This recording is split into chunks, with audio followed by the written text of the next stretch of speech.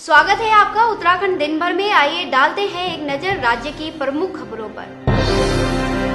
माकपा और भाकपा लालकुआं में विधानसभा स्तरीय सम्मेलन सभागार में हुई एकजुट, साथ मिलकर लड़ेंगे विधानसभा चुनाव। भारतीय कम्युनिस्ट पार्टी अर्थात माले ने अपना विधानसभा स्तरीय सम्मेलन लालकुआं के अंबेडकर पार्क के सभागार में संपन्न किया, जिसमें आगामी विधानसभा के चुनावों की तैयारियों पर चर्चा करते हुए प्रदेश के 70 विधानसभा सीटों में 25 सीटों पर प्रत्याशी उतारने का फैसला लिया गया।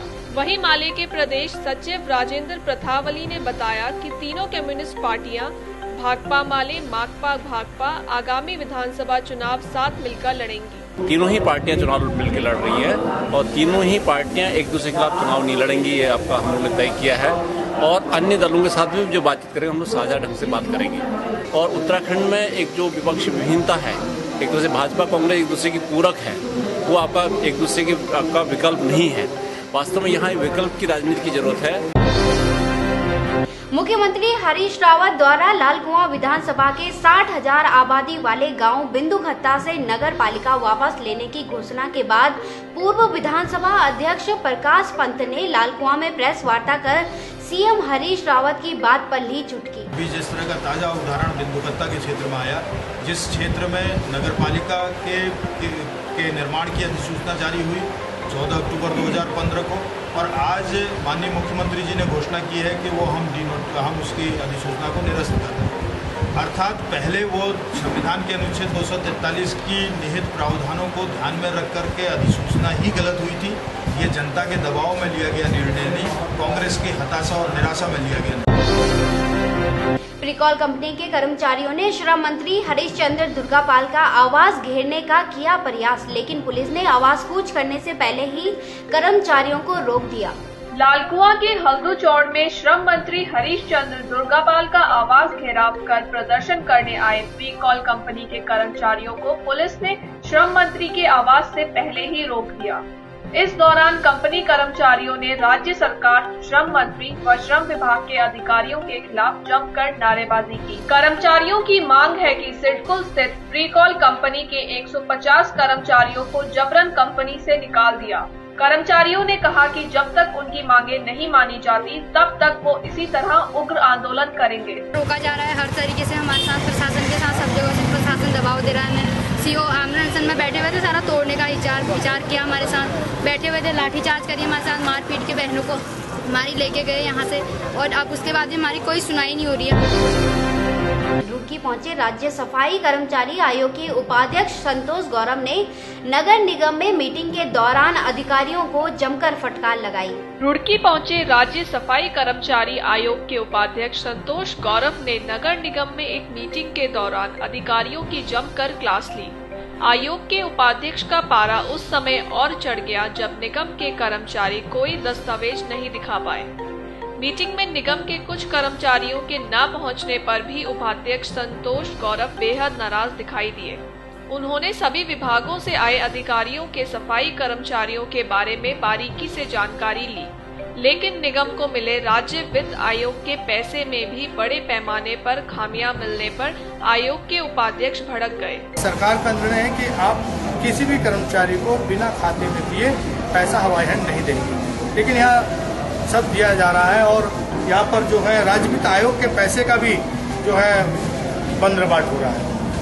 राज्य वित्त आयोग के पैसे से तकरीबन 1 करोड़ 14 लाख रुपए 48,000 के समथिंग इनका बचता है तिमाही, लेकिन कर्मचारियों की देनदारी भी करोड़ों रुपए है। ये कर्मचारियों को ना देकर के ठेकेदारों को पेमेंट कर रहे हैं। ईद उल जुहा के मौके पर रुड़की के चप्पे चप्पे पर होगी पुलिस। रुड़की में ईद उल जुहा के त्योहार को देखते हुए पुलिस प्रशासन ने अपनी कमर कस ली है।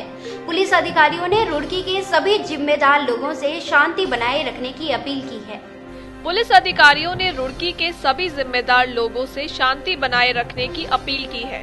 पुलिस अधिकारियों का कहना है कि ईद उल जुहा के दौरान किसी भी असामाजिक तत्व ने शहर के माहौल को खराब करने की कोशिश की तो पुलिस उससे सख्ती से निपटेगी।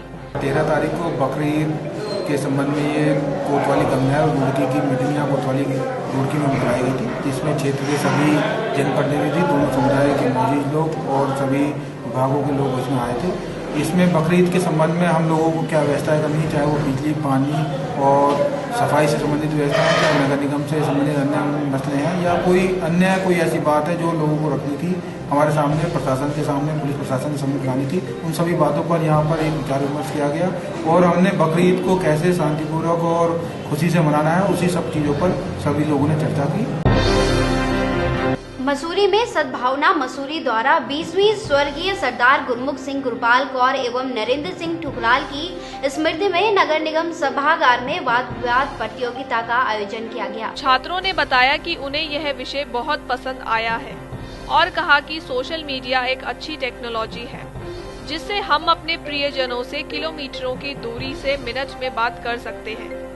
बस हमें जरूरत है तो केवल खुद पर नियंत्रण रखने की। सोशल साइट्स के माध्यम से बहुत हद तक हमारी जिंदगियां आसान बन गई हैं। आज हम कहीं भी किसी दूर बैठे व्यक्ति को आराम से उस तक सूचना पहुंचा सकते हैं, जिसने लोगों की दूरियां कम कर दी हैं। ये सोशल साइट्स के माध्यम से ही ये संभव हो पाया है, जो उसने दूरियां कम कर दी। जोशीमठ बद्रीनाथ राष्ट्रीय राजमार्ग पर बल्दुवाड़ा के समीप एक वाहन पर चट्टान के गिरने से एक महिला की मौके पर ही मौत हो गई है। इसमें कुल 5 लोग सवार थे एवं 4 अन्य घायलों को उपचार के लिए हॉस्पिटल लाया गया, जहां प्राथमिक उपचार के बाद हायर सेंटर के लिए उन्हें रेफर कर दिया गया है।